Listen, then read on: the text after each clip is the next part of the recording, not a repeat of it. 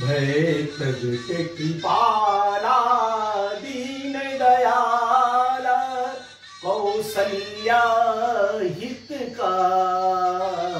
बधाई हो रामनवमी की, बधाई हो, बधाई हो, बधाई हो। आज जब हम भगवान राम का स्मरण करते हैं, उस अयोध्या नगरी का स्मरण करते हैं, तो बात आती है कि आज मर्यादा पुरुषोत्तम भगवान राम का जन्म हुआ।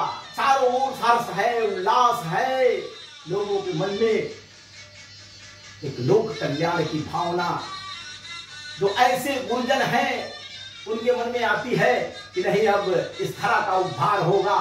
तो आसुरी वृत्तियों के कारण से यह धरा कराह रही है, उसका उद्धार होगा। यह तो कुछ जानने वाले लोगों की बात थी, लेकिन सामान्य लोगों के मन में राजा राम पैदा हुए हैं, भगवान राम पैदा हुए हैं, यह बात पता नहीं। वो तो मानव रूप में आए थे। माता कौशल्या ने कहा कि प्रभु, यह विराट स्वरूप छोड़ करके आप बाल रूप में आइए। यह भी कहीं कहीं सब बातें आती हैं। तो भगवान को कुछ मानने वाले लोग इस प्रकार की बात करते हैं, लेकिन सामान्य लोग तो उनको मर्यादा पुरुषोत्तम माने। पुरुषों में सब प्रकार की बात करने वाले, यानी सील का पालन करने वाले, दया का पालन करने वाले, धर्म का पालन करने वाले, ऐसे एक महापुरुष जिन्होंने अपनी राम होते हुए मर्यादा का पालन किया, तब वह मर्यादा पुरुषोत्तम बने और राम राज्य को जिस प्रकार से चलाया वो आज भी उदाहरण है। कहते हैं कि रघुकुल में एक से एक विभूतियां पैदा हुई, लेकिन सबने इस संसार को युद्ध तो किया। कहते हैं कि भगवान राम ने भी युद्ध किया, लेकिन अधर्म के विरुद्ध में युद्ध किया। और ऐसे ही आज के दिन एक ऐसे ही और सम्राट अशोक की जब हम बात करते हैं, जिसने भारत का स्वर्ण युग की जब हम बात करते हैं, तो सम्राट अशोक ने भी युद्ध किया, लेकिन बाद में शांति की बात जिस प्रकार से हुई, मर्यादा की बात जिस प्रकार से हुई, तो पंचशील की बात महात्मा बुद्ध ने जो कहा था, उस पंचशील के सिद्धांत पर वह शीलवान बनकर के दुनिया भर में शांति का संदेश सम्राट अशोक ने दिया। आज चर्चा होती है कि भारत क्यों विश्व गुरु रहा, भारत इस नाते से विश्व गुरु रहा। भारत ने कहा कि सुशीलम जगद्वेन नम्रम भवेत्, इस जगत को सुशील बनाना है, किसी पर राज्य नहीं करना है, दिलों को जीतना है, शांति की बात है, सद्भावना की बात है। कहते हैं रूस और यूक्रेन इतने दिन से लड़ रहे हैं, हजारों लोगों के प्राण गए। क्या है वह बात? वह छोटी सी कौन सी बात है जिसके कारण से इतना बड़ा युद्ध चल रहा है? कोई परमाणु की धमकी दे रहा है, कोई कह रहा है कि दुनिया का हम विनाश कर देंगे। ऐसी बड़ी जो ताकतें हैं, चाहे अमेरिका हो, रूस हो, चीन हो, सबके अपने अपने दावे हैं, लेकिन भारत शक्ति के साथ खड़ा है और वह कहता है कि दुनिया को हम शांति का संदेश देंगे। वसुधैव कुटुंबकम का हमारा भाव है।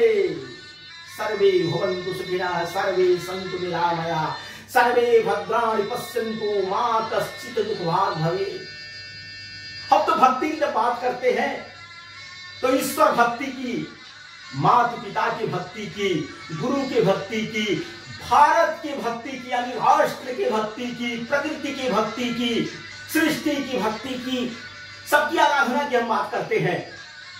हम कहीं से किसी को अलग नहीं मानते हैं। हम मानते हैं सब इस ईश्वर की संतान हैं, सबको यहाँ जीने का अधिकार है। जो हैप्पीनेस की बात होती है वह केवल आंकड़ों में नहीं है।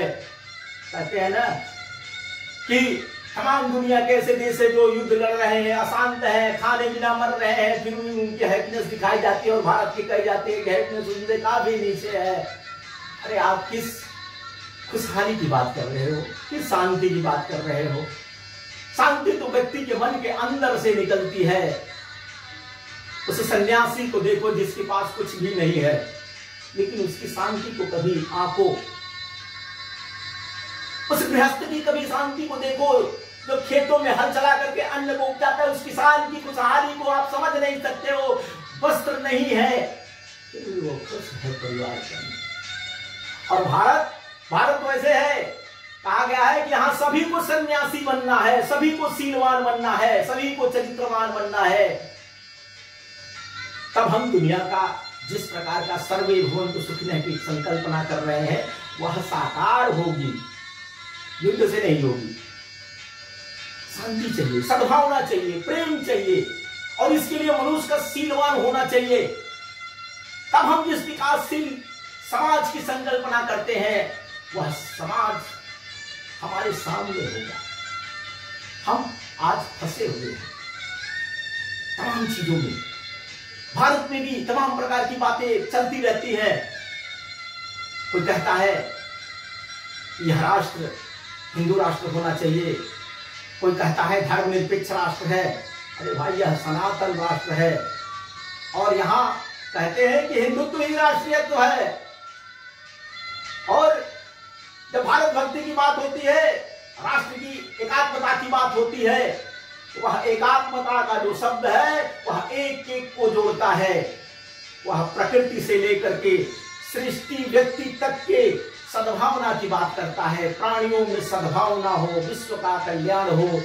आप तो केवल अभी व्यक्ति तक पहुंचे हैं कि नहीं मानव एक होना चाहिए।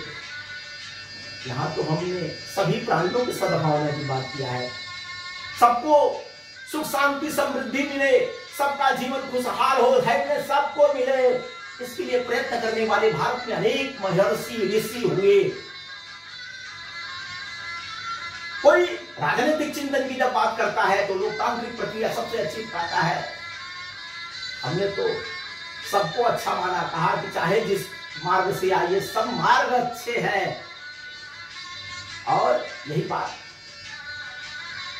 तमाम पश्चिम के भी लोगों ने कहा कि अगर व्यक्ति ठीक है तो कोई भी व्यवस्था है वो ठीक हो सकती है। सुकरात की बात, प्लेटो की बात तमाम लोग करते हैं, लेकिन बीच में तमाम जो ऐसे हैं, हमारे यहाँ तो मानने वाले हैं ना कि जब दर्शन की बात होती है तो सब दर्शन की बात होती है। यहाँ नास्तिक आस्तिक सभी स्वीकार है। आप आइए, अपने जिस मार्ग से जो चलना चाहता है चलिए, लेकिन वह जो एकात्मता के सूत्र हैं, वह जो शील का भाव है, वह जो शीलवान मनुष्य को इस समाज से अपेक्षा है। इसलिए महावीर स्वामी ने सप्तशील की बात किया, बुद्ध ने पंचशील की बात किया, और पतंजलि ने 16 शील की बात किया। तो बाकी तो लोगों ने हर घर में यह बात रहती है कि चरित्रवान होना चाहिए, शीलवान होना चाहिए। उसका राष्ट्रीय चरित्र, उसका व्यक्तिगत चरित्र, उसका नैतिक चरित्र। यहाँ जीवन मूल्यों की बात होती है, एथिक्स की बात होती है, नैतिकता की बात होती है। और हम पूरी दुनिया को राज करने के नाते से विश्वगुरु भारत कह रहा है। भारत इस नाते से जहां तक भारत ने दुनिया को शांति का संदेश दिया है, भगवान राम ने जिस प्रकार से यहाँ का शासन चलाया। आखिर सम्राट अशोक बौद्ध धर्म को लेकर के जब दुनिया में निकले तो आखिर दुनिया के लोग क्यों उसको अपनाते रहे? वहां पर शील की बात। और आज जिस प्रकार से भगवान राम का चरित्र लेकर के यह देश आगे बढ़ रहा है, बुद्ध का चरित्र, बुद्ध का संदेश लेकर के आगे बढ़ रहा है, उसमें से दुनिया के लोगों को यह आज समझने में देर नहीं लग रही है कि वसुधैव कुटुंबकम की संकल्पना क्या है, परिवार कैसे बनता है। और परिवार अगर रहेगा तो व्यक्ति अशांत नहीं रहेगा, उसके अंदर आत्महत्या। आज देखिए ना, विकसित राष्ट्रों में कोई बिना कारण अकारण निकलता है और अंधाधुंध गोलियां चलाता। अमेरिका में ऐसी कितनी घटनाएं, विद्यालय में जाकर के अंधाधुंध गोलियां चलाते हैं और वहां बच्चों के प्राण पक्षी उड़ जाते हैं। ये तो हो रहे हैं। हमारे यहाँ भारत में बड़े बड़े युद्ध लड़े गए, महाभारत से लेकर के कलिंगा के युद्ध तक की चर्चा होती है, लेकिन आज हम धीरे धीरे आगे बढ़ रहे हैं। मनुष्यता की बात हो रही है, मानवता की बात हो रही है, सृष्टि की बात हो रही है, सबके कल्याण की बात हो रही है। और ऐसे में प्रभु राम का वह शीलवान चरित्र हमारे सामने पहाड़ की तरह खड़ा है। युवा पीढ़ी से मैं आह्वान करता हूं कि भगवान राम के चरित्र को, उन कठिनाइयां सबके जीवन में आती है, लेकिन सत्यम व धर्मम चर की जो बात होती है, धर्म यानी कर्तव्य, धर्म यानी जो धारण किए हुए हैं, या पंथ संप्रदाय कर्मकांड से नहीं बातें होती है। तो ऐसे सबके सुमंगल की जब हम संकल्पना करते हैं, सर्वे भवन्तु सुखिनः की जब हम बात करते हैं, तो वह राम का चरित्र हमारे सामने खड़ा है। आज दुनिया भर के लोग देखते हैं हमारा हीरो कौन है। आज वह हमारा हीरो कौन बन सकता है? वह राम है, वह कृष्ण है। और कहते हैं ना कि भारत का जो चिंतन है वह धर्म अर्थ काम मोक्ष। व्यक्ति को जीवन में क्या चाहिए? तो व्यक्ति को जीवन में धर्म अर्थ काम मोक्ष, यह चारों जीवन के पुरुषार्थ सबको चाहिए। वैसे ही हर व्यक्ति को सन्यासी भी बनना चौथापन उसका सन्यास का होता है। 3 जो उसके आश्रम होते हैं वो उसकी तपस्या के होते हैं, उसकी पूर्णता के लिए होते हैं। जीवन में जब शुचिता का भाव नहीं आएगा, सन्यास का भाव नहीं आएगा, लोगों के